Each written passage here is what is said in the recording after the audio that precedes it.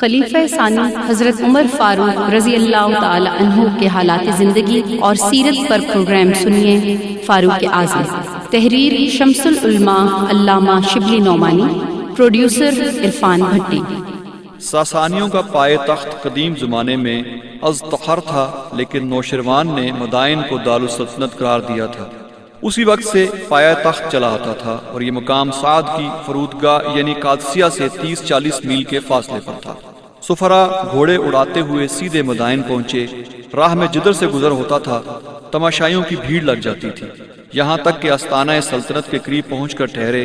اگرچہ ان کی ظاہری صورت یہ تھی کہ گھوڑوں پر زین اور ہاتھوں میں ہتھیار تک نہ تھا، تاہم بے باکی اور دلیری ان کے چہروں سے ٹپکتی تھی اور تماشائیوں پر اس کا اثر پڑتا تھا۔ گھوڑے جو سواری میں تھے رانوں سے نکلے جاتے تھے اور بار بار زمین پر ٹاپ مارتے تھے۔ چنانچہ ٹاپوں کی آواز یزدگرد کے کان تک پہنچی اور اس نے دریافت کیا کہ یہ کیسی آواز ہے۔ معلوم ہوتا ہے کہ اسلام کے سفراء آئے ہیں۔ یہ سن کر بڑے ساز و سامان سے دربار سجایا اور سفراء کو طلب کیا۔ یہ لوگ عربی جبے پہنے، کاندھوں پر یمنی چادریں ڈالے، ہاتھوں میں کوڑے لیے، موزے چڑھائے دربار میں داخل ہوئے۔ پچھلے مارکوں نے تمام ایران میں عرب کی دھاک بٹھا دی تھی۔ یزدگرد نے سفیروں کو اس شان سے دیکھا تو اس پر ہیبت طاری ہوئی۔ ایرانی عموماً ہر چیز سے فال لینے کے عادی تھے۔ یزدگرد نے پوچھا کہ عربی میں چادر کو کیا کہتے ہیں؟ انہوں نے کہا کہ برد۔ فارسی کے معنی کے لحاظ سے کہا جہاں برد۔ پھر کوڑے کی عربی پوچھی تو ان لوگوں نے کہا کہ سوت۔ وہ سوخت سمجھا اور بولا کہ پارس را سوختند۔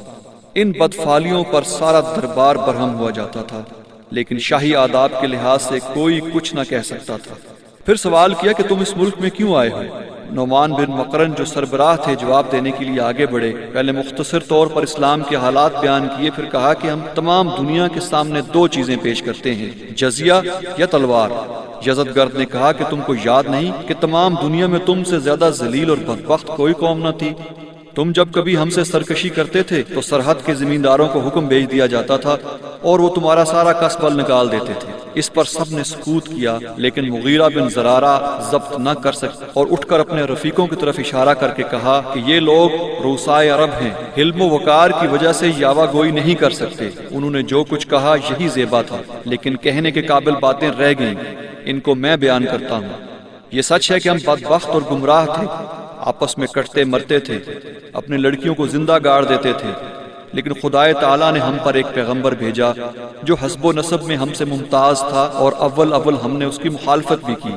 وہ سچ کہتا تھا تو ہم جھٹلاتے تھے، وہ آگے بڑھتا تھا تو ہم پیچھے ہٹتے تھے، لیکن رفتہ رفتہ اس کی باتوں نے دلوں پر اثر کیا، اور جو کچھ کہتا تھا خدا کے حکم سے کہتا تھا، اور جو کچھ کرتا تھا خدا کے حکم سے کرتا تھا۔ اس نے ہم کو حکم دیا کہ اس مذہب کو تمام دنیا کے سامنے پیش کرو۔ جو لوگ اسلام لائیں وہ تمام حقوق میں تمہارے برابر ہیں۔ جن کو اسلام سے انکار ہو اور جزیہ پر راضی ہوں وہ اسلام کی حمایت میں ہیں، جس کو دونوں باتوں سے انکار ہو اس کے لیے تلوار ہے۔ یزدگرد غصے سے بےتاب ہو گیا اور کہا کہ اگر قاصدوں کا قتل جائز ہوتا تو تم میں سے کوئی زندہ بچ کر نہ جاتا۔ یہ کہہ کر مٹی کا ٹوکرا منگوایا اور کہا کہ تم میں سے سب سے معزز کون ہے؟ عاصم بن عمر نے بڑھ کر کہا کہ میں۔ ملازموں نے ٹوکرا ان کے سر پر رکھ دیا۔ وہ گھوڑا اڑاتے ہوئے سعد کے پاس پہنچے کہ فتح مبارک، دشمن نے اپنی زمین خود ہم کو دے دی۔ اس واقعہ کے بعد کئی مہینے تک دونوں طرف سکوت رہا۔ رستم جو سلطنت فارس کی طرف سے اس مہم پر مامور تھا، سابات میں لشکر لیے پڑا تھا اور یزدگرد کی تاکید پر بھی لڑائی کو ٹالتا جاتا تھا۔ ادھر مسلمانوں کا یہ معمول تھا کہ آس پاس کے دیہات پر چڑھ جاتے تھے اور رسد کے لیے مویشی وغیرہ لوٹ لاتے تھے۔ اس عرصے میں بعض رئیس ادھر سے ادھر آ گئے۔ ان میں جوشن ماہ بھی تھا جو سرحد کی اخبار نویسی پر مامور تھا۔ اس حالت نے طول کھینچا تو رعایا جوگ در جوگ یزدگرد کے پاس پہنچ کر فریادی ہوئی کہ اب ہماری حفاظت کی جائے ورنہ ہم اہل عرب کے متی ہوئے جاتے ہیں۔ چاروں ناچار رستم کو مقابلے کے لیے بڑھنا پڑا۔ 60,000 کی جمعیت کے ساتھ سابات سے نکلا اور قادسیہ پہنچ کر ڈیرے ڈالے، لیکن فوج جن جن مقامات سے گزری ہر جگہ نہایت بے اعتدالیاں کی۔ تمام افسر شراب پی کر بدمستیاں کرتے تھے اور لوگوں کے ناموس تک کا لحاظ نہیں رکھتے تھے۔ ان باتوں نے عام ملک میں یہ خیال پھیلا دیا کہ سلطنت عجم اب فنا ہوتی نظر آتی ہے۔ رستم کی فوجیں جس دن سابات سے بڑھیں، سعد نے ہر طرف جاسوس پھیلا دیے کہ دم دم کی خبریں پہنچتی رہیں۔ فوج کا رنگ ڈھنگ، لشکر کشی کی ترتیب، عطارے کا رخ ان باتوں کے دریافت کے لیے فوجی افسر متعین کیے۔ اس میں کبھی کبھی دشمن کا سامنا بھی ہو جاتا تھا۔ چنانچہ طلحہ ایک دفعہ رات کے وقت رستم کے لشکر میں لباس بدل کر گئے۔ ایک جگہ پیش بہا گھوڑا تھان پر بندہ دیکھا، تلوار سے باغ ڈور کاٹ کر اپنے گھوڑے کی باغ ڈور سے اٹکا لی۔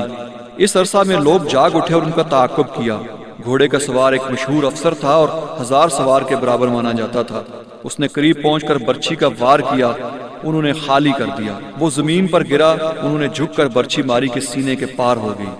اس کے ساتھ 2 سوار تھے، ان میں سے ایک ان کے ہاتھ سے مارا گیا، دوسرے نے اس شرط پر امان طلب کی کہ میں قیدی بن کر ساتھ چلتا ہوں۔ اتنے میں تمام فوج میں ہلچل پڑ گئی اور لوگ ہر طرف سے ٹوٹ پڑے، لیکن طلحہ لڑتے بھڑتے صاف نکل آئے اور 60,000 فوج دیکھتی کی دیکھتی رہ گئی۔ قیدی نے سعد کے سامنے اسلام قبول کیا اور کہا کہ دونوں سوار جو طلحہ کے ہاتھ سے مارے گئے میرے ابن عم تھے اور 1000 سوار کے برابر مانے جاتے تھے۔ اسلام کے بعد قیدی کا نام مسلم رکھا گیا اور اس کی وجہ سے دشمن کی فوج کے بہت سے ایسے حالات معلوم ہوئے جو اور کسی طرح معلوم نہیں ہو سکتے تھے۔ وہ بعد کے تمام مارکوں میں شریک رہا اور ہر موقع پر ثابت قدمی اور جانبازی کے جوہر دکھائے۔ رستم چونکہ لڑنے سے جی چراتا تھا، ایک دفعہ اور صلح کی کوشش کی۔ سعد کے پاس پیغام بھیجا کہ تمہارا کوئی معتمد آدمی آئے تو صلح کے متعلق گفتگو کی جائے۔ سعد نے ربیع بن عامر کو اس خدمت پر مامور کیا۔